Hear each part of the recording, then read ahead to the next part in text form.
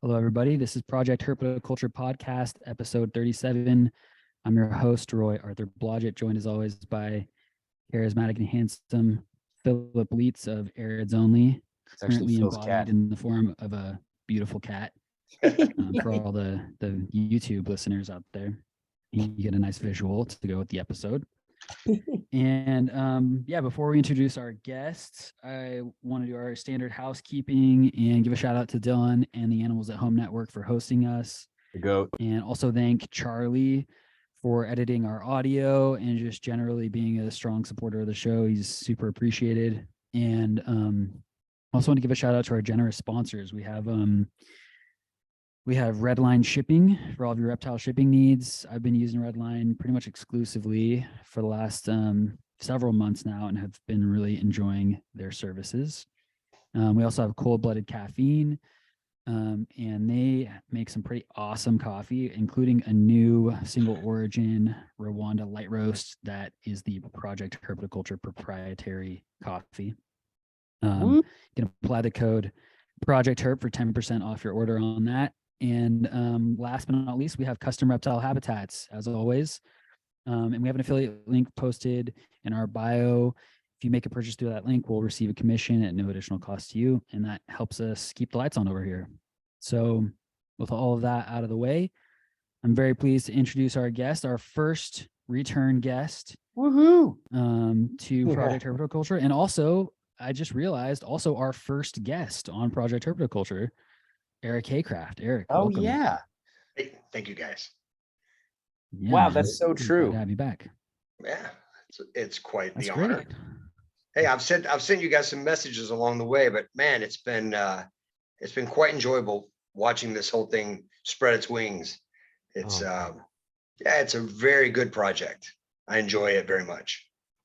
Oh, Thanks man. for that, man. Yeah, thank you. That's really gratifying to hear. I have to say, I feel like this comes up frequently when we talk about the show, but I feel like every single conversation we've done on this show so far, I have just learned such an irrational amount. It's like, oh my God, it kind of feels like being a white belt again, frankly. It's just like, wow, every time someone presents a different concept or a new piece of vocabulary I haven't heard, or a new perspective or a new story, or you name it, and it's really cool to see that there's been a number of people who have reached out to say that they enjoy it too. So it feels like this kind of collaborative journey in a way. Maybe, I don't know, maybe that sounds like a little bit corny, but I don't know what else to call it other than that. That's Right. on point as far as I'm concerned. Yeah. It's been great. Well, so Eric, tell us a little bit about what's been going on with you and how your work and your projects have evolved or changed, if at all, since when we started the show. I would say that the base projects that I've been working with probably haven't changed. They have, the insight I've gained from keeping those even longer continues to amaze me. So it's funny because I was kind of thinking, like, what will we talk about? Like, since the last time I was on. And so there's several species that when I first started back into herpetology was around 2009. And I had taken a break for quite a while, probably a good 15 years. And then I jumped back in. And I jumped back into much more specific, only dealing with basilisks. And then that project gradually grew to encompass pretty much all the various genera that make up that family of lizards. And that was kind of like became a priority. And then really only in the last, say, 2019 to now, have I started to add like the coneheads and the helmeted basilisks. And now that I've got 2-3 years under my belt with those, things that I thought I was doing really well, I realize I am, but they weren't even established yet. The coneheads, one of the species of coneheads I'm working with, they're called Walter's coneheads. And for 2 years, they were this brilliant green lizard with a little stripe down their back, and like a checkerboard stripe. And as they settled into captivity, and as I started to kind of dial in my warm rooms, wet and dry cycle, I think once I hit that sweet spot to mimic as close as I can to the wild, they started producing these colors and these patterns that I'd never seen before, ever. And that I don't see in a lot of those things that are on social media.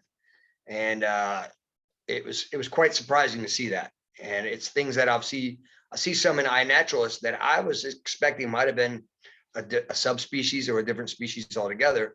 But now I realize, like, these animals, they were thriving, they were breeding, but they weren't truly exhibiting a lot of their natural behaviors even yet. And I expect that that's probably going to continue. And one of the things that happened right now, next month, we head into the wet season. And what's been very interesting is almost all of my animals in the warm room, I mean, I'm not sure if you would call it estivation, but they took a break. They just chilled out. And the previous year, I don't know that I had to wet dry quite distinct enough. And they just kind of did their thing. It was pretty much uniform throughout the year. This dry season, they kind of went out of the top of the enclosure. They dispersed. They're pretty social lizards. They kind of hung out by themselves. They didn't move a lot. They didn't eat as much. It's very, very unusual. But then I noticed it on every species in the room. The basilisks, the helmetids, everybody, they all did the same thing where they were just kind of laying low. Food consumption went way down. Wow. Yeah, it's very, very interesting. Next month, we'll start ramping up the humidity and the rain cycles will go back up. And then we'll see, I expect they'll return back to normal behavior again. What's super interesting is I've got a really good friend, Ryan Johnson, who was at the beginning of the year, he took a trip to Belize. And, we would talk every day. Like, I was like, take some pictures of some lizards. And he was like, man, I've been asking everybody. And they said this time of year, there's no lizards. They're gone. They go away. They don't know where they go. And he would search and he couldn't find anything anywhere. And so I was like, oh, that's strange. I mean, where would they go? It's still 90 degrees outside, but it's dry. It's not, it's, drier. And so then I started really noticing, wait a minute, my animals are also kind of like not out in the open anymore. So maybe that's a thing. Like, they just kind of chill out to keep from completely dehydrating through those dry season. I'm not sure of it yet, but it's definitely a new behavior that I didn't have until I really managed to create a solid cycle of wet dry that mimicked what their actual seasons are in their natural habitat. So the original question, what's new? It's really, I'm trying to create, and this is one of your previous podcasts, there was a conversation you had, Phil, and you were saying, is it really a thing that we have to push so far for the natural? My argument would be that to truly understand the natural history of a species, it's going to take field observation and then some discovery in captive environments. And things like I was just discussing, these colors that I didn't see before, these behaviors that I didn't see before. It's impossible especially for a lot of these species, to have field observations that are going to span 365 days a year, and for more than a year, for multiple years. So I think that if you're going to look at the pressures that create why the animal is the animal, then we want to try to create as many things as similar as the natural wild scenario would be as possible, and to help really understand the natural history of the species. And, you know, last time I was on, we discussed basilisks do not develop in captivity the way they do in the wild. Right. Talked about a lot of different things that I had some hypotheses that I was working with. And a species like that is really important because they do develop normal in the wild, but we don't know why. We don't know what it is about the wild or what it is about captivity. If we can figure out what it is about captivity, it should answer the same question about the wild. We should know what it is in the wild that's creating this difference. We're not going to know that if we don't keep trying to refine all as close to natural as we can get. Yeah, it's like I really like that. It's like a using the captive propagation problem solving as like a different key to unlock some of these reverse answers. engineering. Yeah, it's reverse We're trying to engineering. answer some questions that, you know, for me, I'm not going to be able to answer the questions from Louisville, Kentucky of what's going on in Costa Rica right now. Yeah. Right. So, Exactly. Yeah, sure. and then we can also by doing that, I mean, it's people that have done this already over the generations that have led to better and better lighting. You know, that have the tools that we have at our disposal right now, they're only going to get better the more people keep trying to refine and create more and more natural environments for their animals. Sure. Yeah, so that's where I'm at. I've really I've added some species. So I have a relatively limited amount of space for the animals that I keep because the enclosures that I want to use are all quite large. Yeah. So once the enclosures I call it matured. Once they matured, once the plants took over, once they were like, I had the temperatures and the humidity cycles all the way I wanted them to do. I wanted to add, and we talked a little bit about it last time, I wanted to add more species into these enclosures. And so over the last 2 years, like I've got 2 enclosures in one room. They're both in the hot room. And I call one of them my Nicaragua and one of them my Belize, Mexico, Guatemala region. And like taking Nicaragua, for example, I've got those Walters coneheads that I mentioned earlier. There's 6 of those in there. There's several home-to basilisks in there. There's a little colony of emerald swifts in there. There's I've got some coleonyx that live down in the bottom. There's a group of 6 of those in there. There's 6 red-eyed tree frogs in there. And I just added some anoles in there. I put in there a trio of neotropical green anoles. It's a big anole. And those may have to come out. I think the super chill, laid back Walters coneheads don't like them. Don't know why. Don't know why, but I think this week I kind of came to the conclusion that they're not mixing well. So I think those the Biporcatus? Yes. Yeah, those are cool lizards. Yeah. And you know, and then the other one, I've got some serrated coneheads, and I've got some Hernandez's helmeted basilisks, and I've got some pink-bellied swifts, some more coleonyx down in the bottom. And then that's it. That's all that's in that one. So what's been fun is I get to have a little bit of that, you know, like when I was young and I first got into herpetology, I did what everybody did. And you, as fast as you can, I want to get some of these and some of these and some of these and some of these. And, you know, I had tanks everywhere with every species, everything. And then if I'd cycle through those, swap it out for something else, just trying to experience all of it. Yeah. And that's fun. It's addictive to do that. And so this has been, I had no more space, but I was able to create these communities. And then the more I do it, the more I think that there is a substantial,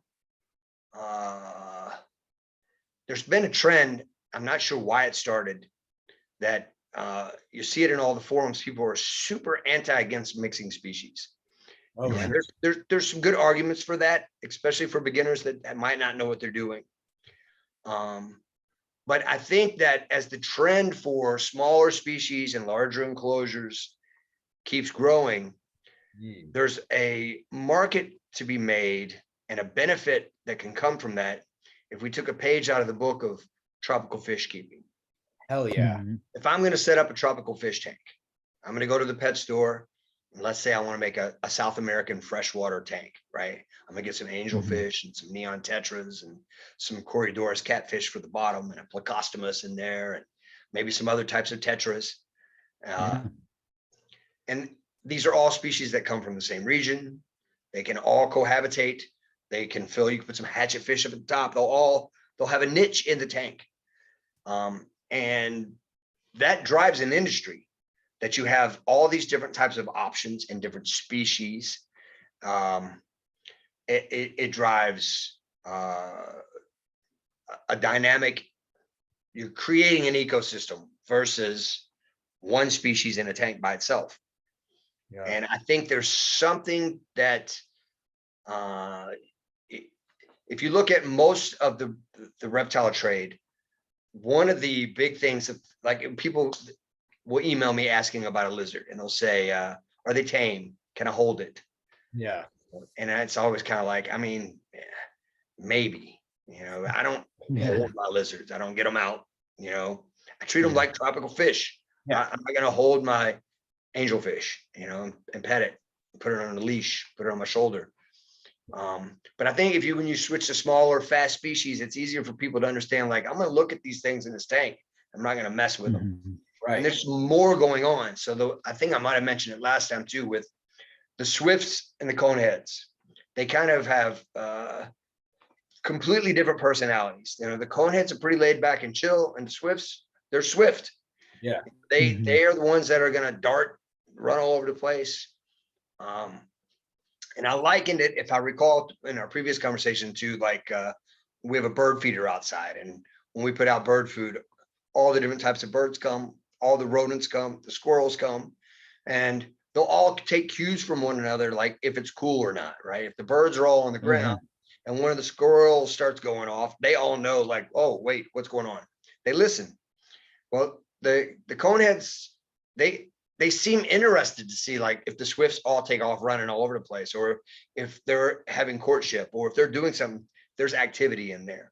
It's not boring anymore. There's, again, like movement again. There's stressors that are going on that keep them moving around. Yeah. And that by adding other species, which maybe with the Biporcodus has not been great. In this case, I think it was great for them, because I think they're like kind of bullying them now. Like, they're like, hey, you look too much like us. Piss off. So I'm going to have to pull those guys out. I tried to add another species of anole in there, but I'd never seen them before. And I found them on a list, and I ordered a trio of them. They're called copper anoles, and they're really pretty. Actually, today I took a picture of the male. I'd never seen him in these colors since I got him. And so I'm another species that the longer I keep, I'll learn more about. But they're tiny. They're for sure, even the red-eyed tree frogs would eat them. So I've got them just set up in a 10-gallon tank. And I really wasn't trying to have a new tank. I was trying to add to those communities, because it's the same footprint. I don't need more space or more lights or more energy. So yeah, I think if we can figure out certain species that you could, a list, like if I go to a pet store, any employee that works with fish that's worth their salt is going to be able to guide me on which fish are compatible, right? And now imagine that you're setting up a terrarium, and those same pet stores now could guide you along a couple of anoles that can go together along with a few different species of swifts that could go along with this, and you can make a little community that's going to work. That'll work out. That's not going to be a problem. I think that's an interesting thing. Yeah. Yeah. Absolutely. That's a highly intriguing topic. I mean, I should say that when I've talked about the way that I view herpetoculture, I want it to be relatively clear that it's sort of like an ever evolving picture, and that I don't necessarily see one end result, right? Like, I don't see, like I can't, it's not easy for me, I can't particularly imagine herpetoculture in 100 years looking one way. No, you're right. It doesn't look any one way now. Yeah, right. Yeah, Right. yeah, Right. totally. Great point. And I think about it a lot like various combat sports, right? So whether we're talking about, other, with the exclusion of MMA, you have, dozens of different striking varieties of combat sports, dozens of different grappling varieties of combat sports, various mixtures of the two that, in differing contexts with differing uniforms and differing rule sets and differing fan bases and various popularity, right? And I can't help but feel that herpetoculture is, as you point out, probably resembles that now and may just look like a more sophisticated and stratified version of that in the future. I mean, I think when I have said in the past, when I'm talking about, is it really that important to get to the most natural X, Y, or Z? I think I mean that with regard to the movement right now that seems to be catching a lot of wind in herpetoculture that says, if you're not keeping things as naturalistically as possible, then you're some abusive jerk ass. You know what I'm saying? And obviously Sure. I'm making a gross generalization here. Right. I mean, probably the vast majority of people that keep reptiles and amphibians are not keeping them as natural as possible. Oh yeah. Yeah. It's got to be a very small percentage of people that are, all of us want to be zookeepers, that want to create these, I look at my enclosures and I imagine like this could be in a zoo. Like this is perfect. I love this. That's not what your average person is going to do. Your average person is going to, they're going to go and buy a Zoo Med enclosure that fits on the shelf that they've got space for. Yeah. They're going to put whatever they want in that. And, reptiles are, for better or worse, they're so resilient. Yeah. That we can keep them on a spectrum of good, right? Like, they'll even breed. I mean, they'll breed even when you don't keep them right. That's how resilient they are. Right. And a lot of times we've also kind of carved out, like, we're doing it. If they're breeding, we're doing it. We must be doing something right. Right. And it's not wrong, but it's also not right. I mean, more complex. It seems, and this thought just kind of popped into my head, but it seems like there's sort of like three main or three like easy to describe varieties of motivations, right? You have the don't take this with a grain of salt, right? Like in my mind, you might have like a Roy who says, how close to the Guyana Shield does my herp room look like, right? And then you've got maybe the me, like the Phil type that says, well, how happy do my Uromastics seem to be? Like how happy, like that's my main focus, is like, not that happiness isn't a part of Roy's calculus either. That's not what I'm saying at all. I'm just sort of, bear with me here. I feel like I'm getting. If you look at the photos of his animals, they're never smiling. Yeah, no, never, not once. They're always highly serious, stoic. Well, this has been a good episode, guys. And yeah, Roy, breeder of stoic polychris. But yeah, so you might have one kind of keeper that says, how close to the, wherever the native environment of what I'm keeping does this look? You have the keepers that say, how happy, based on my interpretation, do my animals appear to be? Like, how well do they seem to be functioning? How long do they seem to be living, et cetera, et cetera. And then you have the folks who say, how closely does my enclosures or my setup make me happy? It's how closely do they resemble what I want to see in my living room, right? And each of those three, obviously there's some overlap in some of those, and I'm probably missing a few varieties of keeper in there somewhere, but I feel like you could see highly deviant results from every single one of those types of keeping. You're going to get it, you follow any one of those paths X number of decades into the future, and you might have three fully different types of animal as a result, right? And I'm certainly not making a value judgment, by any stretch of the imagination, but I think what's really cool about all this and this particular conversation is how fun, how like creative all of this really is at the end of the day. There's so much innovation in some regard that's happening in this kind of space, because, you know, everyone's kind of going after what they see as their own particular ideal. Like this to me seems to be the most whatever, like, and maybe ideal is not the right word, but you know, not exactly sure where I'm headed with this particular train of thought. It's just because it's stuff that's kind of striking me when you're talking about all this stuff, Eric. And I think this is one of the reasons that I really enjoy talking with you about this kind of stuff, is because you have such a like a creative, generative way of thinking about what you're doing that I don't hear a lot of people talking about keeping the way you're talking about it, you know? I mean, maybe I'm just not talking to enough people. Sure. They're out there, I'm sure. I'm sure. Yeah. No, definitely. I don't know. So I actually don't, again, I'm not really going anywhere. What's interesting is the things that push the science of it all forward. I think that the majority of those things probably come from the nerdy side, right? Like better lights, the better, you know, like if you look back, again, showing my age, in 1988, when I was working in a pet store, 88, yeah, 88, things were just mass imported from every continent. And we would, at this pet store I was at, I was in charge of the reptiles, and it was like a dream for me because I would open these styrofoam coolers up and just have bags on top of bags on top of bags with no idea exactly what was in it, with a list that came with it, with a price and a common name that might have just been what the guy that put them in the bag made up for these things.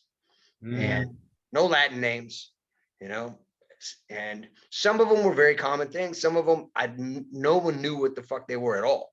No clue. And, you know, when chameleons would come in, no matter where the chameleon came from, whether it was a savanna species or a tropical species, there was one idea. You kept them in a glass box and you had to make it as humid as possible in there. And everybody would put a bowl of water in the bottom with an air stone in it because they won't drink stagnant water and they need this humidity. And, you know, the vast majority of the chameleons that were inexpensive then were Senegal chameleons. It's an arid species. Right. And we were putting them in glass boxes with, you know, high humidity. And they all failed. They all failed, you know, and then there was this idea that they're just so hard to keep in captivity. They're so delicate. And it didn't turn out they were delicate. We were just stupid about it. And somebody had to figure that out. You know, some genius was like, oh, let's do geography today. Oh, here we go. Look at this. Yeah, these aren't from the Congo, you know, and they move forward from there. And then all of a sudden they're not difficult to keep at all. So yeah, it's interesting. I think the thing that on that same thought, you know, like there was so many of those combinations or conversations you guys have. I'll be walking, I'm like, I'm talking to you guys. As I'm walking, like, say this. This is what I want to say. Phil, shut your damn mouth. You're so dumb. Or bourbon sounds great right now. You are easily the 12th person to suggest that the more I drink on the show, the better. I didn't say that. Well, I mean, bourbon sounds great. I took it that way. So, but one of the things we talked about on that same thread about, if you're talking about like naturalistic keeping, we talked about the ideas of hybridization. Yeah. Right. Yeah, that's a great one. Now, here's where I stand on that. I don't have any problem with it. Nice. If it's a species that the science is truly finished with, right? So none of them. So you got to say that for the most part, probably bearded dragons is kind of settled science, right? In all of this time, a species that is iconic in the trade, there hasn't been wild discoveries of new species or a plethora of subspecies of bearded dragons. It's been kind of the same several species of that genus now for a long time. Yeah. Back to the Lamenctus, to the coneheads that I'm keeping. If you take serrated coneheads, if you take all of it, take the whole genus, for example, just 4 years ago, there were 2 species. There was Longipes and there was serratus. That's it. Yeah. There's probably 6 now and a couple subspecies in a short amount of time. In a very, and it's still, the world's not even caught up. I mean, there's people in Europe that are selling Walters as Longipes, and you know, it's not settled. Now with the serrated, here's a very interesting thing. So I picked up a group of captive bred serrated that it's from the Eddie Soto line. Nice. Eddie had sold some serrated coneheads to Ron, and Ron was working with them and then decided that wasn't a species he wanted to continue with. So he sent me all of them that he had. It was just like 10, 11 animals. And it was like some of the adults were, you know, produced at Eddie's place. And then the juveniles that came with these were produced at Ron's place.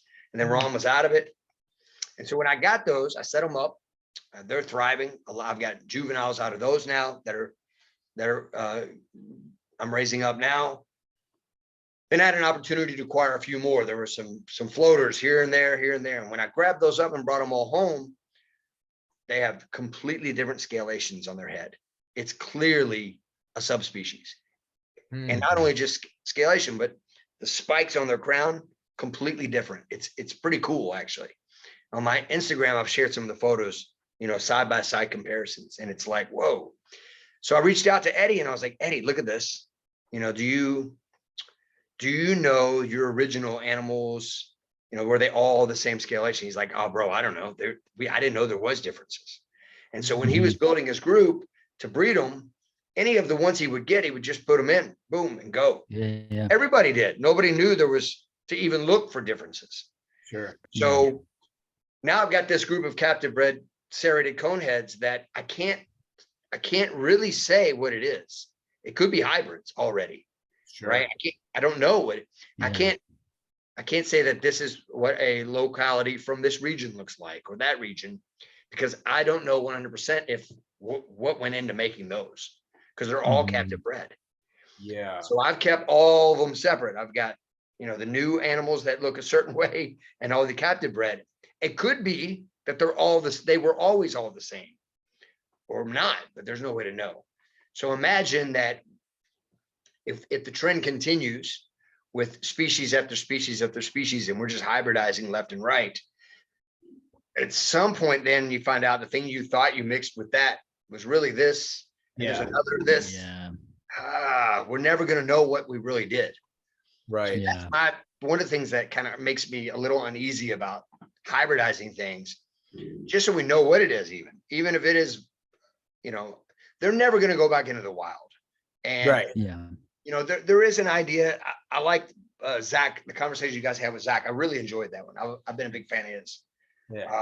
But he talked about programs that build arcs, you know, to have a grasp on a species in case. And that, you know, while it's unlikely, it is a thing. I mean, they did it with Cyclura in the Bahamas, you know, like in Jamaica, they did it. I mean, it's a thing. Yeah. So, but it won't be a very good thing if the things that we're all working with are a mashup of something that we don't even really know what the hell it was. You know, we didn't. So that makes me a little uneasy. And me being uneasy is not going to stop it from happening. It's going to happen anyway. Right. Yeah. Totally. People like, they're going to do it. Yeah. I'm super similarly inclined on that. Like it's been an issue with Spilotes, but particularly with Spilotes pilatus is just one species right now. It's very clearly more than one species, you know, like there is a very clear Mesoamerican species, that's from, Guanacaste, Northwest Costa Rica, all the way up into Mexico. And then everything south of that is very clearly a different species. And you likely have different species even within those two broad delineations, and you also have the issue that just because, a box came in from Nicaragua with spilotes in it does not mean that they are all collected in Nicaragua, because there are very clearly Mexican spilotes coming in from Nicaragua. That, like, I can clearly look at them and be like, that's not from Nicaragua. Like they don't look like that there. It's just the animals that look like that come from one place. Yeah. And so it gets super complicated, because then you get people being, oh, these are all Nicaragua localities. And I'm like, well, I know that's what the export paper says, but that's not actually where it came from. Yeah. And it gets super tricky because there's definitely mixing at this point. And there's not a big push for anyone to do more science on a lot. Even think about how close Central American, reptiles, amphibians are to us. And most of the, just Scaloporus, just swifts, the array of swifts that, what'll happen is every few years, some guys will do a tour on a book thing. They'll find one that looks different and they put a stamp. I named another species. Yeah. Yep. And it's a very vague, not, I reached out to some of those guys that named those species. And when you start digging into it, they're kind of like, they don't know anything about them. They don't. And I'm kind of like, oh man, Yeah. Yep. Well, so this is actually an area where I have probably some of the most mixed feelings about what I do than anywhere else, right? Because on the one hand, I mean, I share the concerns that both of you just raised about, the mix and match that comes as a result of not knowing from time to time, right? I mean, I'm fairly certain, if I recall correctly, that the vast majority of bearded dragons in the trade today are a mix of the three sort of predominant species, Barbata, Viticeps, and Henry Lawsoni, right? And whether that happened on purpose or by accident, whatever, I have no idea. Probably a mix of both, I would imagine. But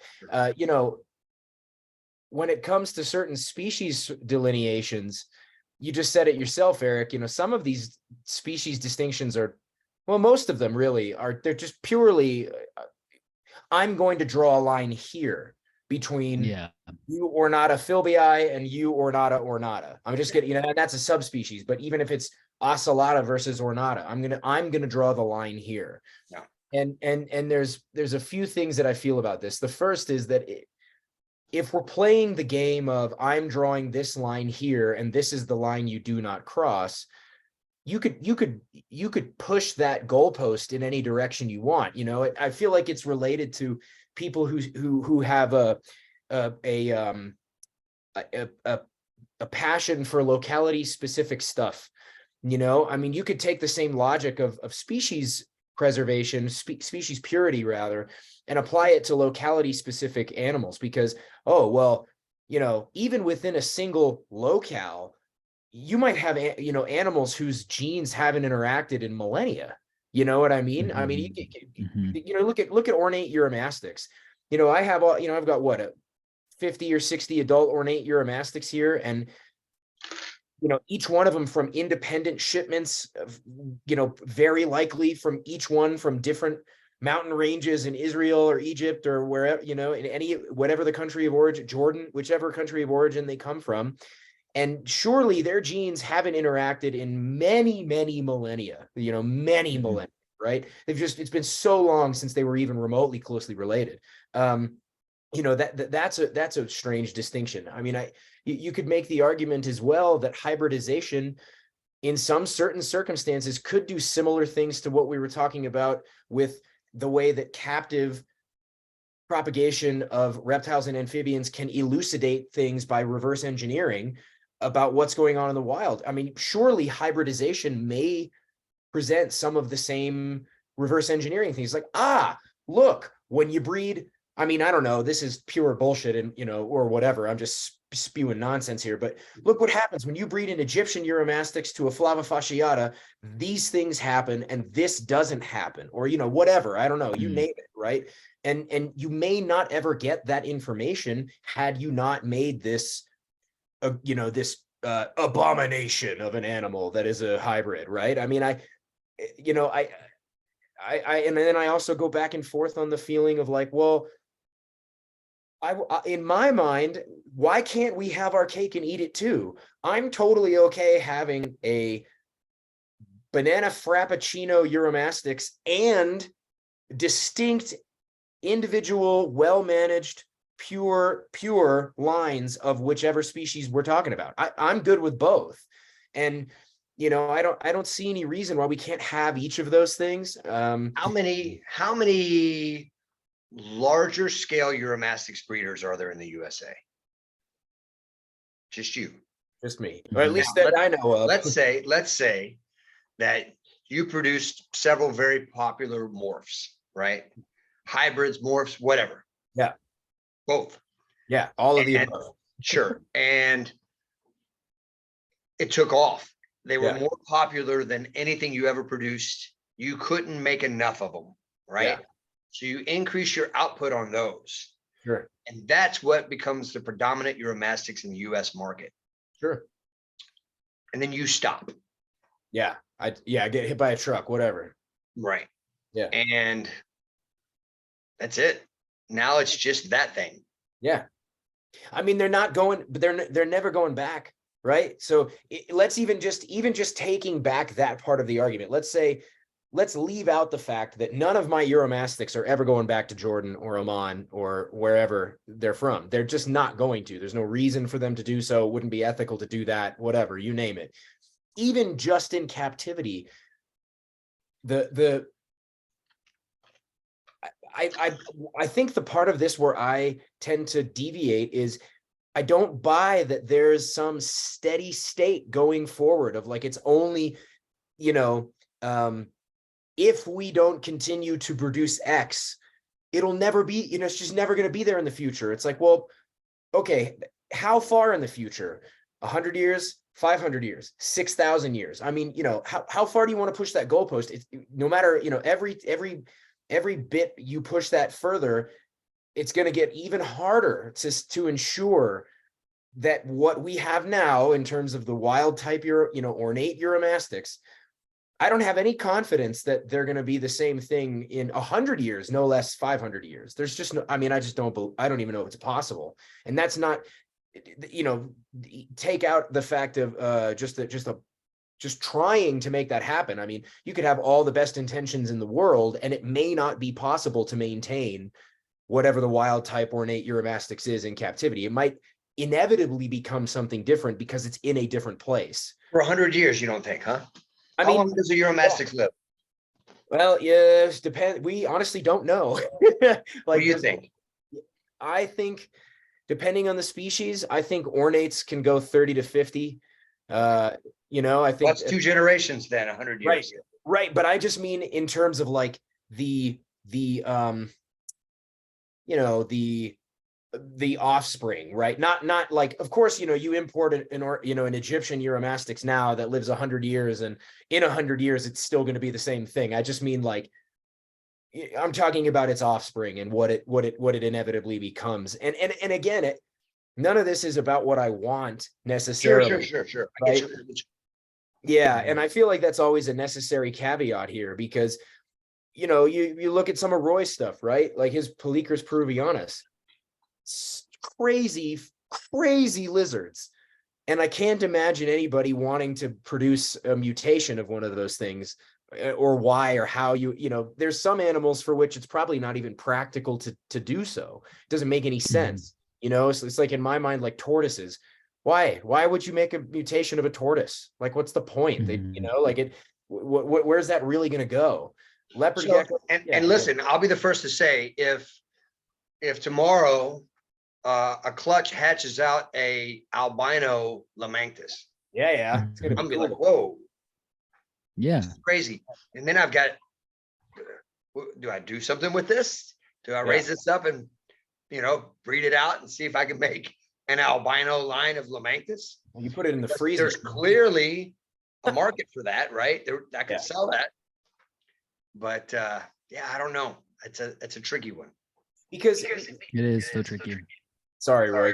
Go ahead. Oh no, I mean this is like, I think that this is part of why I like our closing question of like why herpetoculture, because again, I just think that there are different reasons why people do this thing, and it's not just like there's not one size fits all answers for any of these questions. There's so much gray, and there's no right or wrong answer. None of it's right or wrong. Right. I mean, yeah, we're all taking animals out of the wild to keep them. We're already starting off probably wrong. Yeah. Jump, totally. Yeah. And it's ethically fraught at the jump on that regard, for sure. Yes. And that's kind of why I'm so intrigued by this stuff, because it's like, if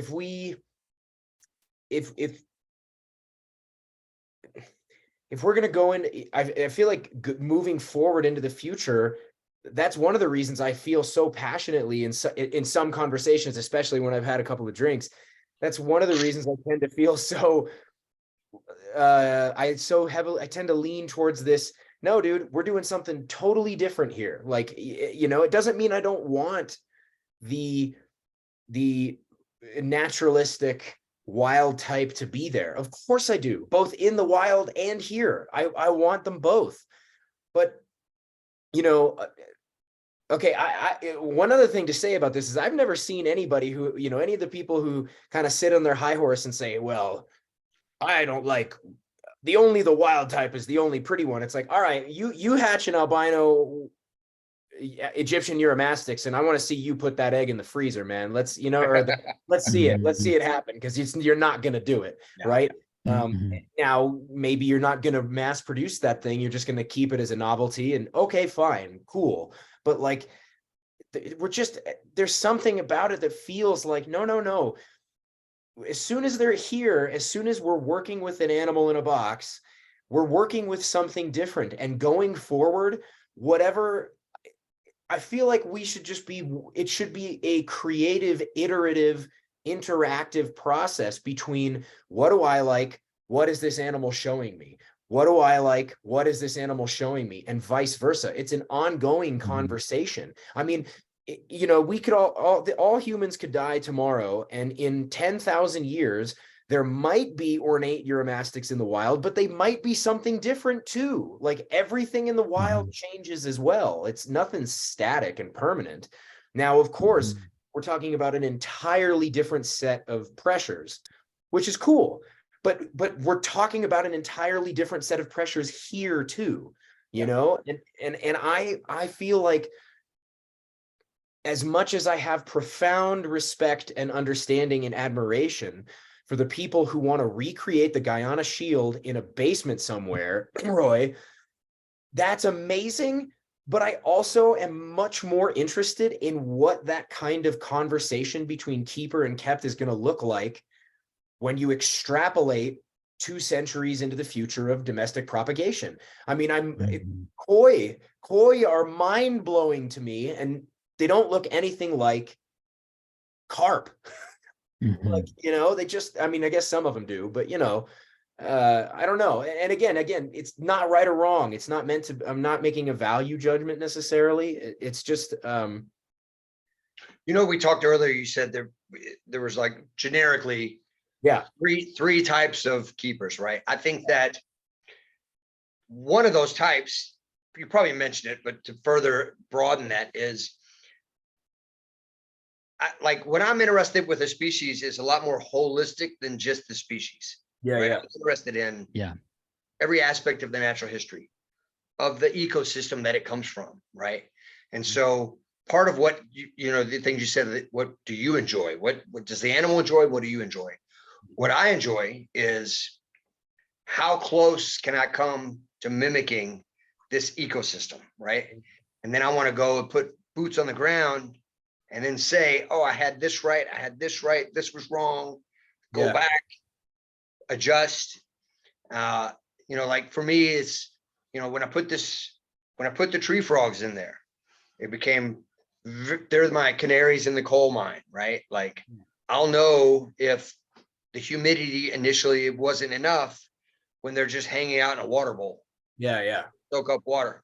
Right. And eventually, once I get everything regulated with the right amount of humidity, so that even the amphibians are on the right page, then I start to see a little difference. And then the other animals are doing better because of that as well. Yeah.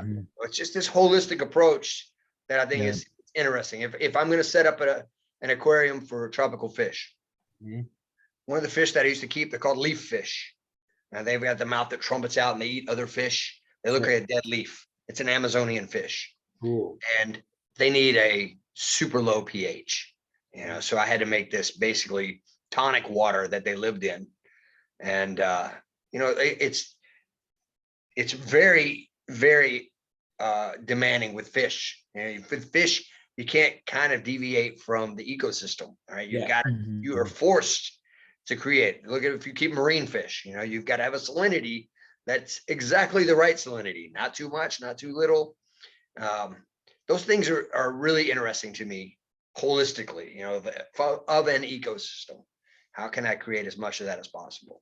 And I think that's it became even more apparent to me when I put a bunch of species together, because now it's not a sole focus on one species. Now I have to have, every one of these species has a slightly different requirement from this ecosystem. And I've got to make sure that the ecosystem that I'm trying to create offers all these niches what they need. Are the animals that are at the bottom having access to UVB as well, if the lights are only at the top, or is there enough circulation down in the bottom? Just all kinds of different factors that completely nerd out on that stuff. That's my jam of it all. Yeah. Totally. I relate to that. We're cut from the same cloth in that regard. I agree with both of you. I mean, okay, so I think we've all said before that herpetoculture is an art, right? There is an art to this in some regard, right? Or at least in some ways, what we do resembles some kind of an artistic practice or a devotional practice or a discipline, right? Like maybe, I think that was Zach, right? Zach said it's a discipline. Yeah, discipline. Right? So coming from I went to college for art. I got an art education. I was educated in art history and illustration and drawing and painting. It was a career. It was a life before the life I have now. And I can't help, I always make the comparisons to martial arts and combat sports, but I also see the comparisons to the visual arts. You have visual artists who make the argument that, look, if it's not representational, which is to say, if it doesn't resemble the real world, I don't want anything to do with it, right? I don't want abstract expressionism. I don't want anything that looks like a 5-year-old could have painted it, which that's a whole different discussion about whether that's a legitimate argument or not. But anyway, that's not the point. But the point is to say that, when refined classical drawing and painting became the institution that it is today in the world, it was all about reality. It was all about how closely can you get this bizarre mixture of pigment on a canvas or marble or pencil or ink to look like as close to the real thing that you see with your eyeballs as possible. And there was a mastery around that and a discipline around that and a craft around that.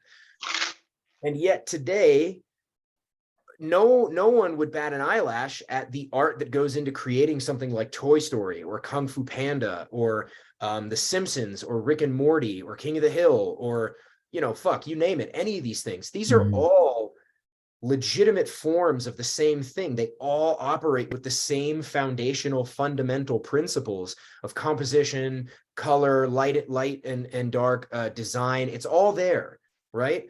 And I feel like maybe that's the kind of distinction that we're talking. Maybe that's maybe a useful analogy, because like perhaps Roy and Eric, you guys resemble the Russian Academy of Fine Art painters, the St. Petersburg artists, the Lepin and Nikolai Fechin and Isaac Leviton and Ilya Repin days, right? Of the people who like the best realistic painters in history who, you know, people talk about those paintings, Alphonse Mucha, people who have done things that no one has done since, and at a level that's really remarkable. And then maybe I'm like the Toy Story, you know, like I'm cool with, you know, I don't know. I completely get what you're talking about. Yeah, For sure. Yeah. For sure. Yeah. And it's fun. I mean, I think it's kind of cool. Me feel conflicted though. Yeah, no, it makes me feel super conflicted. Because I'm more of a Delacroix guy than an Ingres guy, you know. Yeah. Well, Delacroix said to Ingres, like the artist who aims for perfection in everything achieves it in nothing. Yeah. Right. I mean, I like what you're saying, but I think that there's also like there's a different set of constraints and limitations because we're dealing with live animals. But I don't know. Stakes are higher. Yeah, well, for sure, the stakes are definitely higher. Like that's inarguable. But like, painters were dealing with this with similar consequential constraints because whether we were talking about social ramifications, whatever you painted, if it was substantial enough, you could have been outcast or ostracized or condemned or imprisoned for what you painted, wrote, sung, sculpted, you name it, right? Then you had like the raw, unadulterated physical limitations of paint, which is to say that canvas rots, paint deteriorates, ink fades, right? Pigment desaturates. It's, you know, then you get archival, then you get preservation, then you get, fuck it, I'm just going to carve in marble because it'll be there for millennia, right? Oh, well, even marble erodes and wears away, you know, like so much of art of any kind is the struggle against impermanence. I mean, Eric, you'll know all about, I mean, well, I guess you will too, Roy, because it's not like you're ignorant to the martial arts, fighting or combat sports, whatever label you want to call it. Every single denomination of combat talks about what, you know, its history, its purity. You know, how many times have you heard, oh, water is less pure the furthest away it gets from the source? Bullshit. What source? What is this fabled erroneous source that you're talking about? You mean to say that, like, you think the dude 200 years ago in Thailand, in Brazil, in Japan, you think they were the creators? You think they were the first people to do what they're doing? Bullshit. There's no fucking way. There is no way. Like, we're talking about a conversation, something that's ongoing all the time through history. You know, there's only so many ways to bend, break, and maim the human body with your own body, right? In the same way that there's only so many ways you can create a visual illusion in a 2D or 3D space. It's probably true that there's only so many ways, and surely we haven't uncovered all of them, but there's probably only so many ways to recreate an ecosystem inside a fucking house, right? Yes, and for me personally, what I believe is, for the most part, and for the most of the species, we've only scratched the surface of truly understanding them, right? Right. Yeah. Just these Walter's coneheads, you know, for 2 years, they were doing great breeding. They look a certain way, then they settle in, and now they're completely different animals. Oh yeah. Like if I would have been the type of keeper that had a revolving door, where I just wanted to bring in a species, have success with breeding it, hatch the eggs, boom, move it on, do a new species. There's a lot of that out there. Oh yeah. And I would have never discovered this. I would have never pushed past the point where they settled in. And if you look at any of the popular books that are out there, almost every species has got a very generic, for the most part, photo, you know, they copy the narrative of someone else spit out. Most of it's 40 years old, outdated. And it's not from observing the natural history of these animals in captivity for a really long time. Right. Yeah. So we haven't even mastered that part yet, let alone the next stage. Dude. And yeah, that for me, that's me personally. Like I'm so curious. Yeah. What does not what they're doing now, even what are they going to do in another 3 to 5 years? What do they look like? What's it doing? What behaviors? What am I going to discover that's new, that's different? And how do I share that information with people at some point? Yeah. I mean, that's where it's liveness, right? Sorry, Roy, go ahead. Totally. Oh no, I was just gonna say that, like, and I think that there's something about like this kind of like refinement process that, like, I think it's interesting, Eric, that you're describing like this refinement process where you're like seeking to actually, you're still refining the natural replication itself, right? And I think that there's also the potential for like, once a level of natural replication is reached, you are able to kind of maybe figure out the factors that this species really needs to thrive. And then from that, there can be a different kind of refinement process that is more of a reductive process. That's like, instead of more additions, more inputs, it's sure. more subtractions Yes. and refinements. And I think that, like, in some way that's part of what we're talking about. But I tend to feel similarly, at least about a lot of the species that I'm working with, like the Peleacris are a great example. It's like, I feel like I know nothing about those lizards right now, because I've been keeping them for 3 years. I've only bred them a few times, and yet and I want, like, I'm like trying to get other people on board, like more people keeping them, because I want more eyeballs looking at these things, trying to figure them out. What do they actually need to thrive?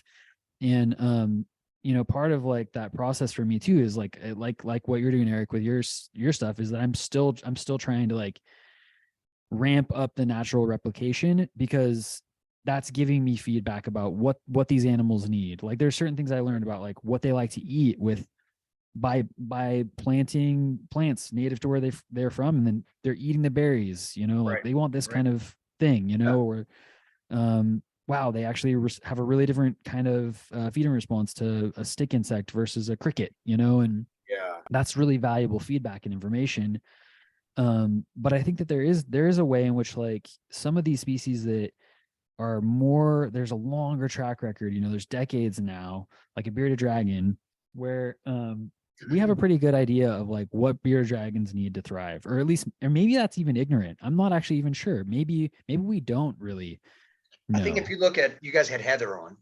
Yeah, totally. You look at Heather and Ron's setups for their bearded dragons, it kind of goes against most of the industry norms for how you would keep a bearded dragon, right? And they're obviously crushing it down there, and their dragons look amazing. And to that, like another, it's a species that's so durable and flexible that we've so far removed this animal from its natural history, and it still does. They live in captivity. But I would argue that the behaviors you would see at Heather's place are going to be stuff that people wouldn't even recognize with their pet bearded dragon at home. Totally. 100,000%. So while they're keeping it and they're happy with it, and the dragon seems happy, it's 10% of the animal, right? Well, I mean, people can't even treat themselves correctly, right? Like, how many, man, I'm still trying to figure out how to the proper husbandry for Roy over here, Yeah, right. Yeah. How does one keep a Roy in captivity, right? Like, I mean, but seriously, it's so some of what you said, well, actually all of what you've said, Eric, but really the part about the longer you're keeping something, the more you're realizing about what is and is not needed to really gain, like, your definition of success changes, right? Like, for so many people, the first step is, how do I get this thing to stay alive for like for longer than a month? Then it's, how do I get it to stay alive and go through yearly cycles just fine? Then it's, how do I keep more than one alive? And then it's, how do I get more these ones to breed? Then they've bred once. How do I get them to breed again? How do I get their offspring to breed? How do I get their grandchildren to breed? How do I get all of those animals to like live to their full potential in a healthful way, where they're not succumbing to like diseases of excess? You know what I mean? In the same way that a lot of humans are. I feel like this has been a huge theme of my own personal conversations at the shop for the last year or two, which is like, I've been keeping and breeding the same species of Euros for north of 10 years now. Like, and that, look, do it once, awesome. Do it 5 times, I'm psyched for you. do it for 10 years straight and shit gets weird and you don't know. You're not gonna know until you do it for 10 years. And now it's like, shit, like I just noticed that my aperture just has to widen and widen and widen and widen, and it's never wide enough. Like I'm never able to encompass enough of a time frame to be able to say, oh shit, like I mean, the way I do things now in 50 years is going to be so different. And I hope it is. Yeah. I hope, you know, earlier I mentioned that for the first time, all these lizards did a sort of like estivation process this dry season. That never happened before. They didn't do it before. But I also changed completely, a little bit more extreme wet dry season. You know, like I think that before it was too close year round, not enough difference. And so I really tried that out a little bit more. Can you expand on that? Like what? Yeah. So what was your misting routine? So in the 2 rooms, the primary method of humidity control isn't the misting, but rather I have loads of humidifiers in there. So I've got like 4 4-gallon humidifiers. So in the rainy season, I'm running those things, 2 of them during the day, all 4 of them all night long. And so I'll bump the humidity in the rainy season up to like 100% in the room. Yeah. And then during the day, I'll drop it down like 60 to 70%. And this year, through this whole dry season, I'd bumped it down like 40 to 50%. Much lower. I was keeping them way more humid, and I guess that's why they stayed more active. And this is the first time I noticed all of them just kind of chill, eat a lot less. They didn't communicate. They didn't participate. They just chilled out. It was really, I was worried at first. I thought all my animals were sick. Yeah. And it was really interesting when my friend Ryan, I mentioned earlier, was in Belize.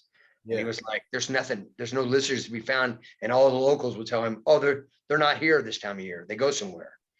And it would make sense that they're just laying low. There's there's not enough. They're finding little refugia that have a little bit more moisture, just to keep them desiccating. Not overexert what they've got. And and then too, if you look, it's always interesting, especially with some of the species that I work with are the primary ones that I'm looking at iNaturalist all the time at. And I'll see these things sometimes that look super dehydrated, you know, eyes sunk in. Yeah, these are wild animals that, you know, they're thriving like that. They can withstand it, but I can recognize that that's a dehydrated animal because I've seen my dehydrated animals, you know, when they come in being dehydrated, and I realized like, wow, you know, like this perfect state of hydration that I've achieved here, it's not a thing in the wild, right? I'm babying these guys to make it this well. You know? But those, you know, now what I've got to do, this is one, I got to see if when I ramp up next month and the humidity spikes back up, do they bounce right back to activity? Do their diets come back? They're still eating, but it's way less than normal. And there was 0 mating. You know, last year before I changed all the humidity stuff in the dry season, there was mating. There was courtship. I guess they didn't, theorizing that they didn't know the difference. I fucked everything up. So this time they've been super chill. So what I assume what I should see is in the next month or so, everything should just boom back to life. Then I've got to do that again next year to see if it's the same. I'm gonna have to pick your brain about that and in 6 weeks or something and see what's happening, because I'm curious. Yeah, me too. I mean, all of this is such an intriguing topic, you know. I feel so grateful, first of all, to even be having this kind of conversation, you know, because it's like, I don't know that I would have ever anticipated having these sorts of conversations 10 years ago. I would have thought, it'll be about, for sure not. Whatever, you know, like you don't know what you don't know at the end of the day. Totally. There's a lot of these little things that happen, and after they happen, and I see these things, I'm kind of like, totally. Like, why would I think otherwise of this? You know, like there's you get caught up. It's easy to get caught up in things are going great when there's eggs and babies abound. Yeah. Because that seems to be the benchmark, and then Yeah. they're just so resilient. I would almost even bet that there is probably a instinctual trigger to reproduce when things aren't great. Sure. Yeah. So a lot of times people think, if you're putting a check like, oh, I'm crushing it, it's really a sign that it's not perfect and they're freaking out. So they're gonna, if we're going to talk about, like the pressures of the environment creating genetic diversity, right? Or rather the genetic diversity responding to the pressures of the environment. If things suck and they can make a bunch of babies, one of those is going to get that genetic lottery ticket that might make them better equipped for this shitty environment that they've inherited. Or making, by way of that, making their environment less shitty. Yeah. Reminds me of like there's evidence of like coyotes.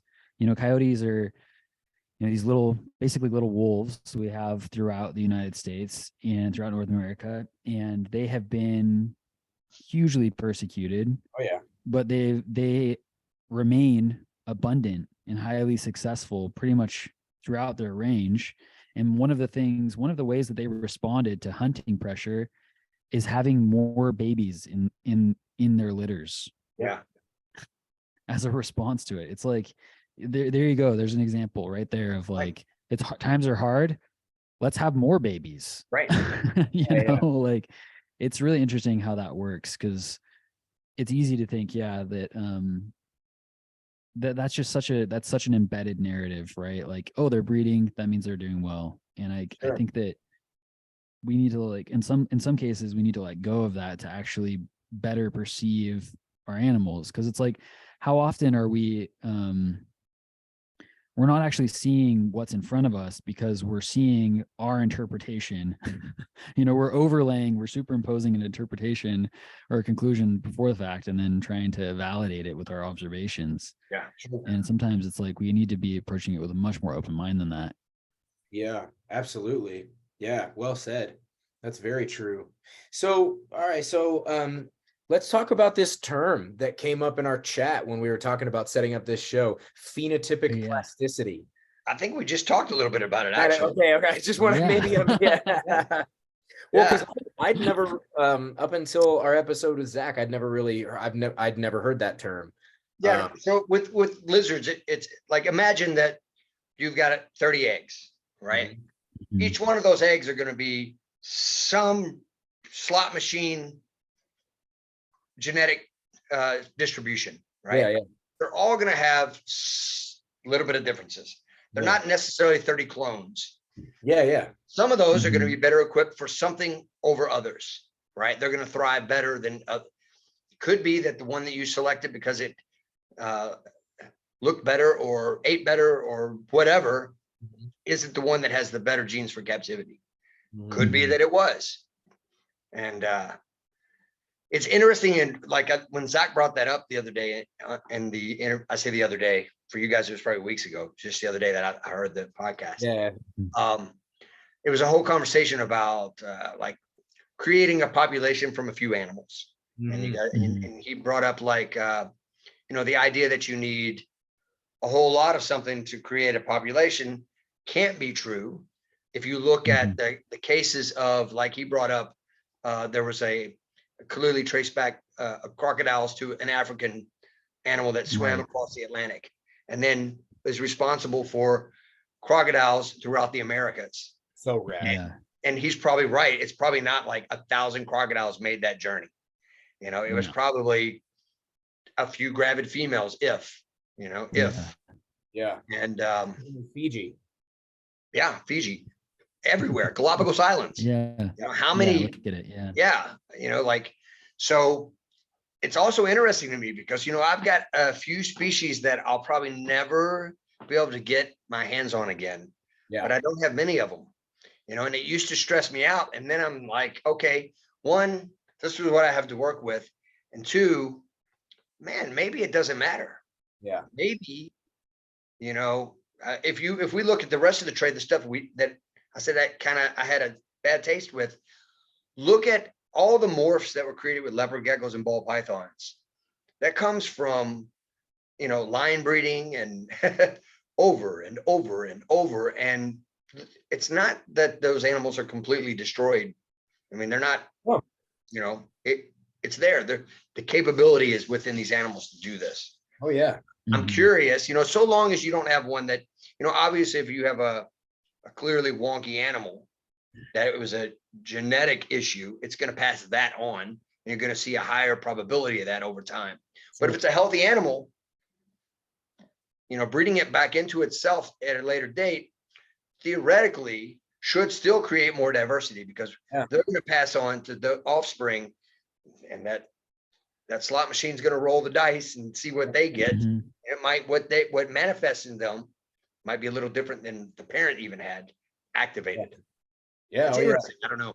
It's it's highly interesting. I mean, this I feel like there was another person, I don't remember who I was referring or who I was talking to who said this. I for some reason my gut makes me think it was Ron, but I can't remember. I don't know, but someone said we were talking, like this whole thing about inbreeding depression, and they were like, I feel like inbreeding depression is just a way of excusing away other problems that were present in husbandry or in something else, and we wanted to blame it on, it's just too much inbreeding. That's what it is, right. It's like I don't, maybe that was Zach, honestly. I can't remember. I don't remember who said it.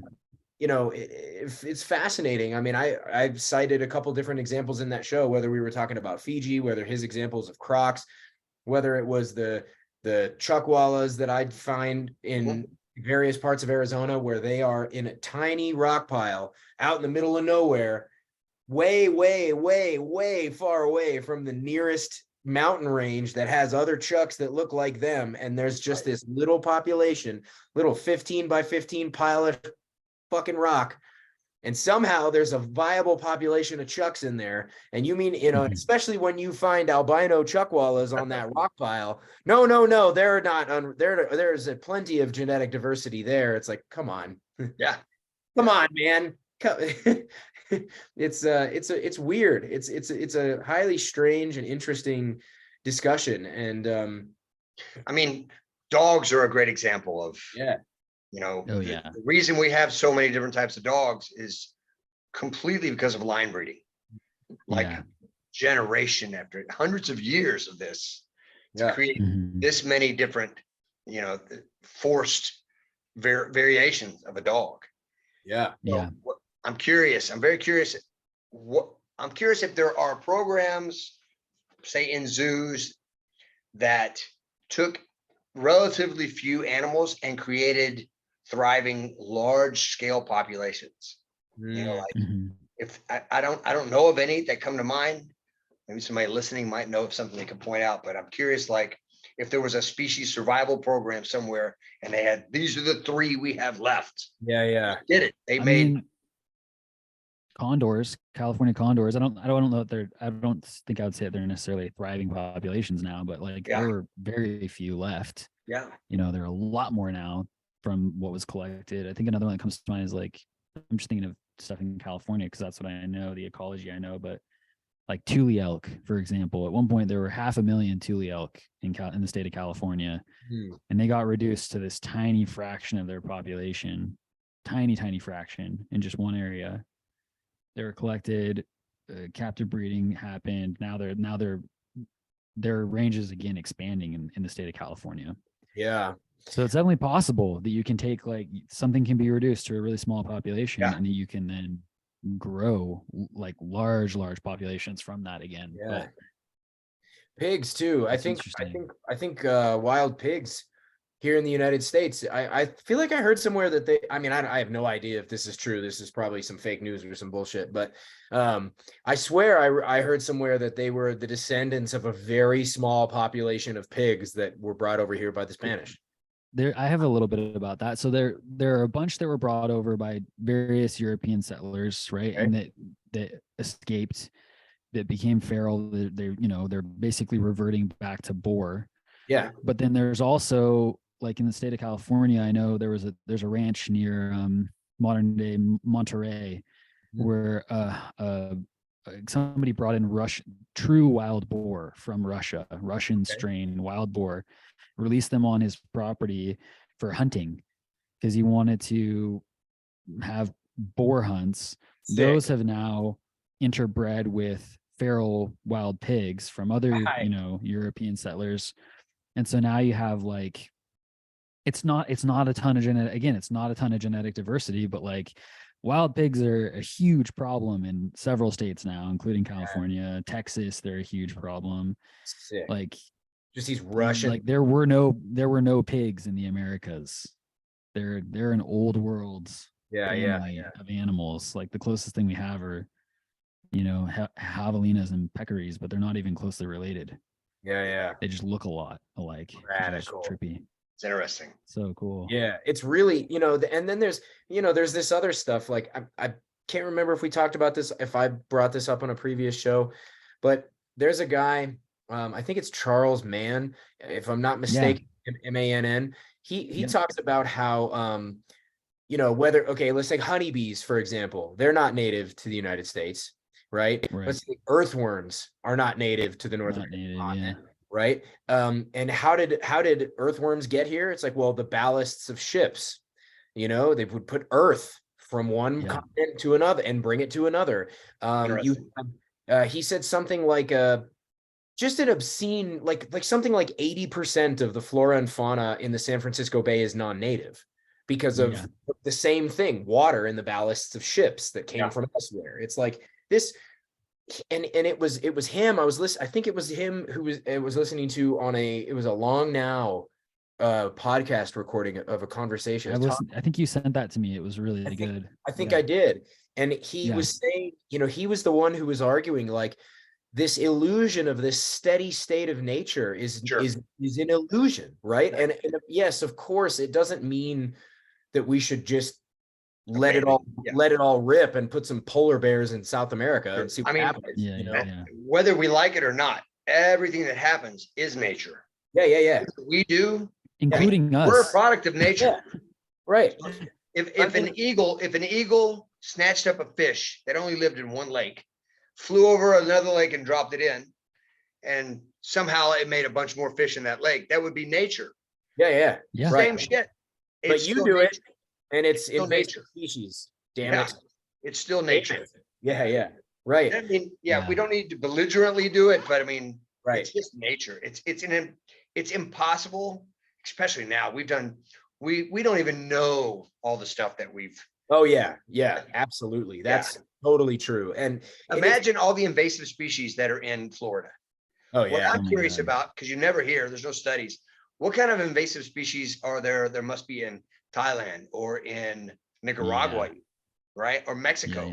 What's, these warm environments where stuff gets loose. There must be Burmese pythons in Central America. Oh, for sure. Don't hear about that on the news, but it's got to be. It's got to be the same.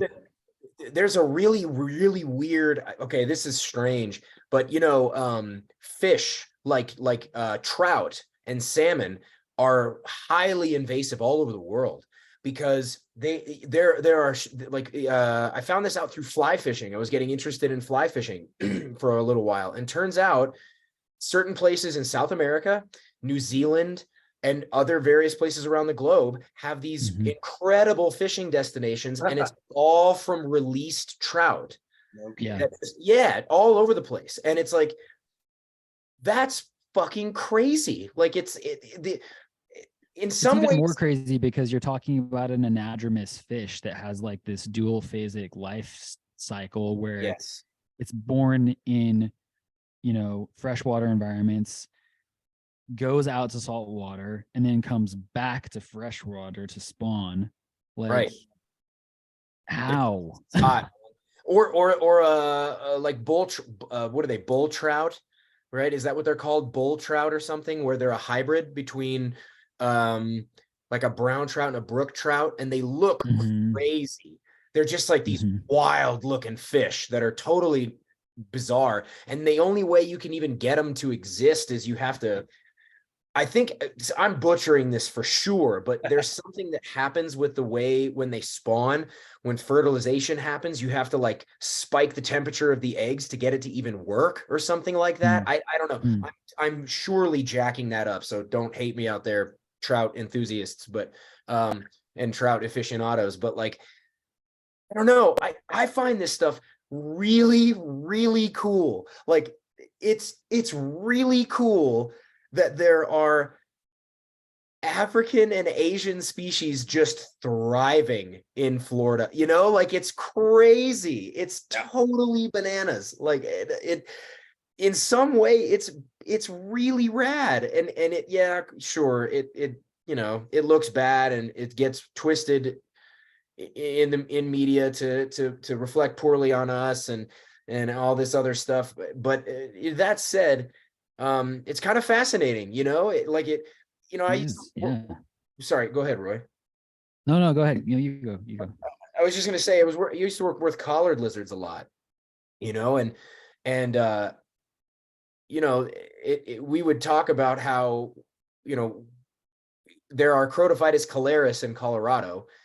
And it's like, well, you know, the other species of Corytophanidae probably wouldn't be able to live or survive here. And it's like, well, I'm not so sure about that. You know, like I'd be willing to bet you that some of the Great Basin, the Bising Tories, I bet you some of the Nebrius, Vestigium, Reticulatus, Dickersoni, I bet you they'd manage if you put them in the right place out here. They'd probably be just fine, you know? And there's even always. You got something you want to tell us? No, but you know what I mean? Like there's even been lore. I know there's lore around Corytophanidae vestigium because they have one narrow strip of habitat that comes up from Baja, Mexico into California. And then there's this one tiny little peak right over here called Tecate Peak where there are also Baja collared lizards. And it's kind of far from the main range. And I've heard more than once from more than one Corytophanidae enthusiast that a lot of them have this little pet rumor, this pet theory, this pet myth that the reason they're on Tecate Peak is because it was an old Native American trading point where the people would meet and trade, and maybe they got released there intentionally, accidentally, you name it. Now, I don't know. That's, again, probably fake news. I have no idea, but like, it's freaking cool. It's a cool idea. Feasible. It's feasible that could have happened. Yeah. Yeah. I mean, I don't know. I don't know where I'm going with this, but I think that this stuff, I mean, I think about this stuff all the time. Like a lot of the work that I do outside of the herpetoculture world is in ecological education stuff. And so I'll like lead guided hikes, and, you know, California it's in a constant, it has not reached equilibrium at all from the massive impact since like settler colonialism moved into the state of California and displaced, you know, the lifeways of indigenous Californians that had been in place for at least 12,000 years, and some say longer. Yeah. And it's so interesting because like we're seeing it even like with native species. You know, we think of like invasive species and stuff like that. It's like we have a problem in California right now with Douglas fir trees, which are a native tree, but they're encroaching into all kinds of habitats and like, you know, going into oak woodlands and basically shading out the oak trees and killing them. And then you have massive biodiversity collapse because the difference between an oak woodland and a Douglas fir forest in terms of biodiversity is really stark difference. And a lot of this stuff is because like, well, we're suppressing fire. We put fires out when they start. And like, that's what's preventing firs from encroaching in a natural cycle. And, you know, we had grizzly bears at one point. Now they're all dead in California. But now because of that, we have more black bears than there have ever been in California. And they're moving into places where they didn't exist when there were grizzlies here, because they're like, holy shit, like there's all this habitat now that used to be off limits because we'd get eaten by grizzlies, and now we can have it.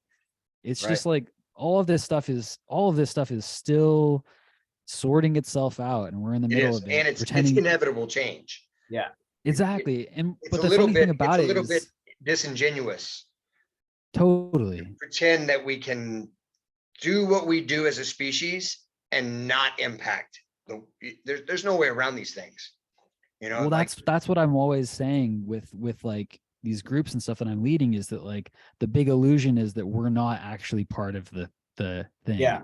right. Yeah. That That we're we separate somehow from it. That stand we're apart. not, yeah, that we're not actually embedded in these same systems and totally reliant on these same systems. And like, it's like you're participating in these systems whether you're aware of it or not. Yeah, absolutely. Man, this is So interesting. this is really good shit. I hesitate to steer us this way, but my spine is hurting a lot. Like my lower back is killing me.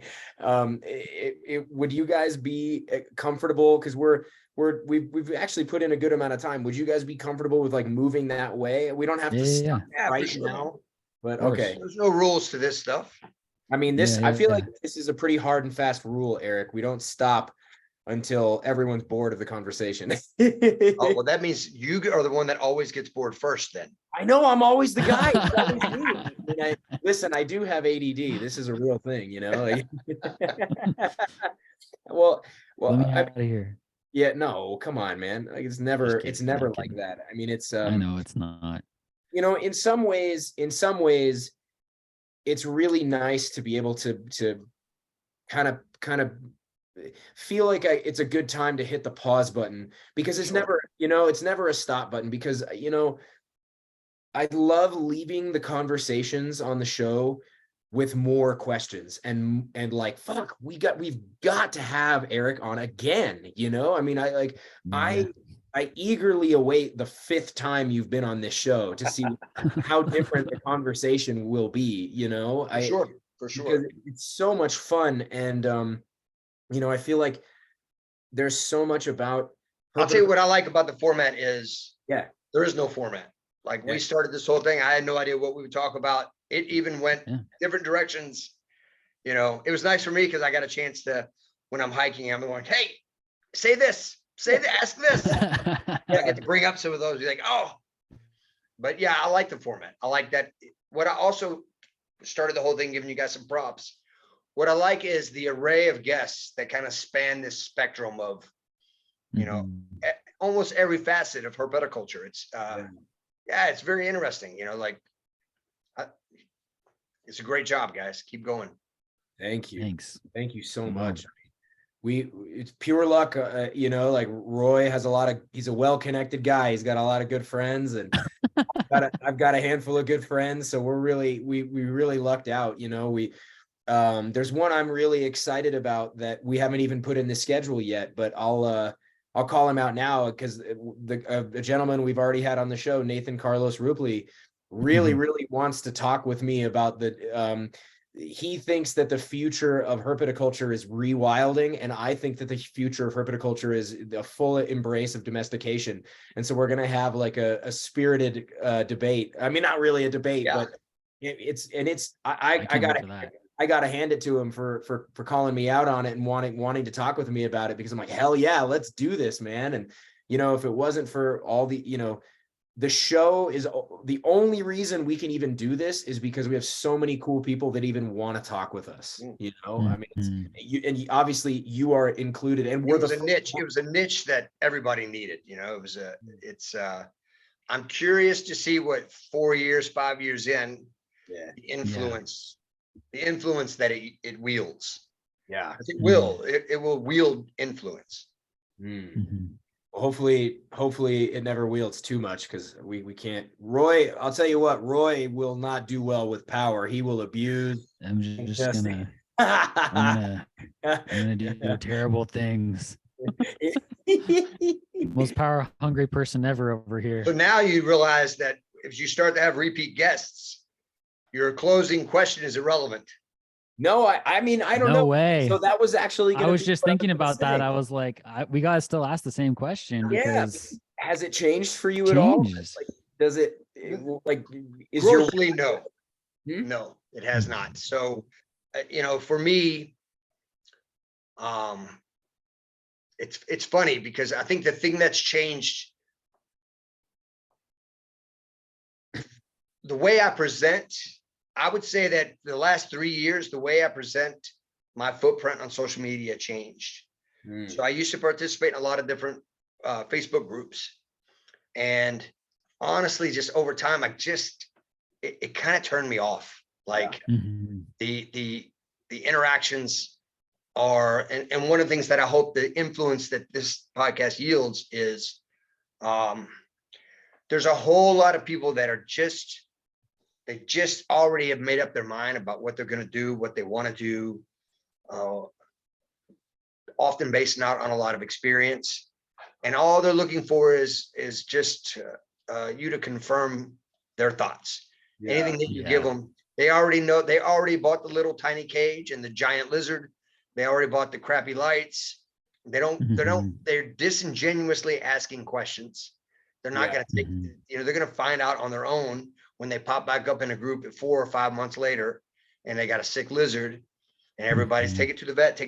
And then you're like, I think I remember this person, and you type their name in, and you see like, and then of course, my Instagram, as it grows, I'm sure you guys get inundated, but basilisk questions, I get 2 or 3 a day from all over the world. And it's exhausting because I think that a lot of people think that it's like some kind of a sponsored service on Instagram. They just, hey, I need you to tell me this right now. I'm kind of like, hey, how you doing? My name's Eric. Totally. What like, so, and then the frustrating ones are those are the people that are like asking the same questions now that there's a problem. And then I scroll up a little bit like, oh yeah, you remember like 2 years ago, this is what I told you. I'll copy and paste it, put this in. I was like, hey, this is the advice I gave you 2 years ago. Probably why you're having some troubles now, like good luck. But I don't have not enough time for that, So what I did is I stopped. I love basilisks, but to be fair, it's a unique keeper that needs to mess with basilisks, So I shifted a lot of my social media to the smaller species that I'm working with. Because if I'm going to advertise something that people maybe get excited about, I don't want it to be a lizard that's going to get 3 foot and can run across water. I don't not want people to like basilisks, but I also don't want to be the one that's encouraging the widespread, urge for someone to commandeer one of those animals. And so that I think that's the thing I hope changes. I hope that as the community grows, that things like this podcast and the guests that you have on and can influence the way people want to keep their animals at home. And that's really the only thing that's changed, really, I think, for me, is like the social media stuff really started to wear on me a little bit. How that's why these podcasts were so refreshing right at the right time. Right when I was like, maybe like, I'm just going to do my thing and kind of block all this stuff out, but then you guys come in with this podcast. It's like, okay, I'm reeled back into this now. I can just control where I'm going to, I've shifted a lot more to Instagram. Yeah, me too. Yeah. I remember you were going to do away with Facebook. What happened? I just haven't been on it. I haven't logged on to Facebook in months and months. Okay. It's nice. It feels phenomenal. Let me tell you. It's so weird. The kind of way that people communicate is it's trippy to me. I mean, even just like I just had a funny one on Wharf Market. I'll just share just because it's a laughy one. I sent it to Phil. I sent a screenshot, but somebody was inquiring about a tricolor that I had for sale on there, a tricolor hognose, and they were concerned that it was incorrectly sexed, and they didn't just say that outright, but I could tell that that's where they were going, because they were like, well, are you sure it's a female? And I'm like, yeah, this is what like, this is why I know that, and this is what I did to sex it. And then it eventually just evolved into a question of, can you please send me a picture of the ass of the snake? Yeah, I'll get the same thing. Even when people are buying basilisks, I'm like, they want pictures of all the babies. There's like 30 babies. They're this big. When they're this big, they're almost carbon copies of one another. And send me pictures of what do the parents look like? I'm like, well, they don't look anything like these babies right now. Yeah. And the way they develop is going to be completely unique. The way the parents are, it's irrelevant. It's all irrelevant. Yeah.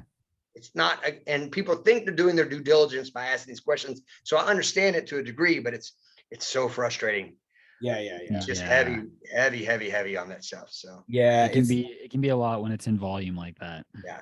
Yes. I mean, it is hard. I mean, because so many of us all know that there are so few individual keepers out there who stick with a given project for more than a couple of years at a stretch, right?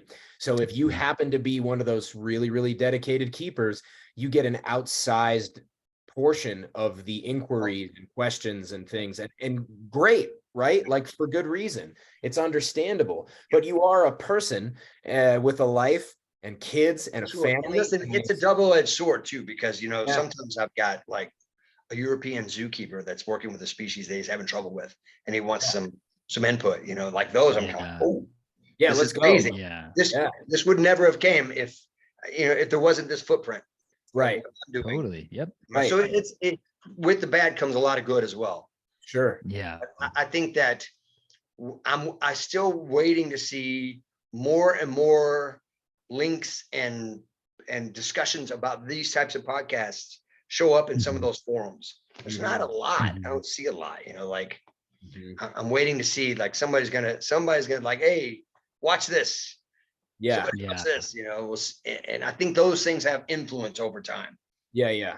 And I think it's a lot like compounding, it's a lot like compound interest. It's one of those things that's like, it's going to be a slow trickle for a little while, but it's going to pick up steam real quickly, especially the more people come into this world seeing the utility of the guests that we've had on. I mean, and again, this has nothing to do with me and Roy. This is all about the people that we have on, right? This is all about the fact that we have really wonderful people who take time out of their very full schedules. Listen, it's got a little bit to do with you guys. Don't discredit yourselves, because it also is that a lot of the guests you've had on are friends of mine, and in our private conversations, if I reach out to them like, hey, great job, we all like you guys, you know what I mean? So like, there's that, there's, if people didn't appreciate what you were doing and respect you guys, this is a totally a dead in the water project.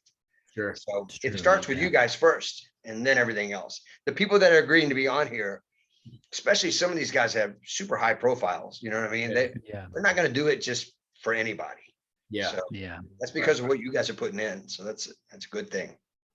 Thanks thank you. Yeah. Hopefully that just continues to keep going, and we can just keep getting better, having better and better conversations, and just provide more good stuff for all the people who are as nerdy as we are about weird herptiles. Are you guys going to go to Tinley in fall? So we're talking about it. We talked a lot about doing this one that just passed, and it never came to fruition. And then we keep getting our arms twisted by whether it's Ron or Heather or Philip Tremper or, you name it. They keep twisting our arm. They're like, come on, let's go. And we know that we'll meet lots of other people who are doing amazing things. We know that we'll be able to expand our repertoire of people who we can speak to on the show and get. I feel like there's a but coming on. No, there's no, but no, there's, okay. I genuinely know. Well, the only but would be that we just haven't prioritized it in the way that we really need to. Yeah. So it's tough for you guys because it's so far away. Well, I can drive there. It's 5 hours for me. Yeah, right. Not so bad. There's the distance for both of us. There's the fact that, speaking for myself at least, not only do I have the reptile shop, but I also now am the general manager at the one of my jiu-jitsu academy locations here in Colorado. And so that's a whole set of responsibilities that is new and is taking a bit of taking a lot of my energy at the moment. So it makes it challenging to figure out the timing of like, okay, well, if we're really going to go, when, how am I going to find that time? Who's going to watch the animals? Who's going to watch the academy? Who's going to run the payroll when I'm not here? That kind of stuff. And the timing with this one that just passed was just a little bit too tight. in terms of being able to actually conceivably get away and in good faith, you know, with a new career and stuff like that. But I think at the end of the day, what we really need to do is just buy the tickets. But there's also the fact that I'm getting married in June and we're taking our honeymoon in August, you know? So it's like, where's the honeymoon going to be? Costa Rica. Tinley Park. Oh, good job. Oh. Okay. It's gonna be sick. Yeah. We're gonna go to Tinley. We're gonna take Tinley. Yeah. It would be a very. I feel like Rachel would come out and find me. She would be like, Roy, cut your throat. I already know she could choke me out too. Yeah, she's been training a while, man. She's good. It's true. But you know, Costa Rica is awesome though. Costa Rica is going to be good. Yeah, it's going to be new for both of us, and she has already agreed to do some herping. I mean, I'm not sure what we'll find in August, but regardless, we'll go looking around. We'll put some. Yeah, you should find a lot. Let's talk. You should find a lot. It's a rainy season. All right, let's find. Oh, you're gonna find a lot. You can find everything. Corcovado. I'll take plenty of photographs, so don't worry. We'll see it all. Nice. It's gonna be fun. Well, but at any rate, guys, we'll make Tinley happen. We'll make it happen. We will. Yeah, we'll figure it out for sure. Even if it's a whirlwind of a trip, we'll just make it work. It'll be so nice to meet everyone in person and have to happen. Meet some good. You guys haven't met yet, right? No, we haven't even. Yeah, No. Roy and I haven't even met in person yet. It's crazy. So funny. I know it's hilarious because we also have developed like a pretty rad friendship too, you know, through this whole thing. And so it's a trip, man. The internet's a hell of a thing. Totally. For sure. Yeah. Sure. All right, fellas. Oh wow. All right. Thank you again, Eric. Eric, you're the man. Thank you so much for doing this. This was a blast, and I really genuinely can't wait for the next one, man. It's always so fun to talk to you. This is great. I appreciate it, guys. Yeah. Ditto. Good evening. All right. You do the same. You too. All right, here.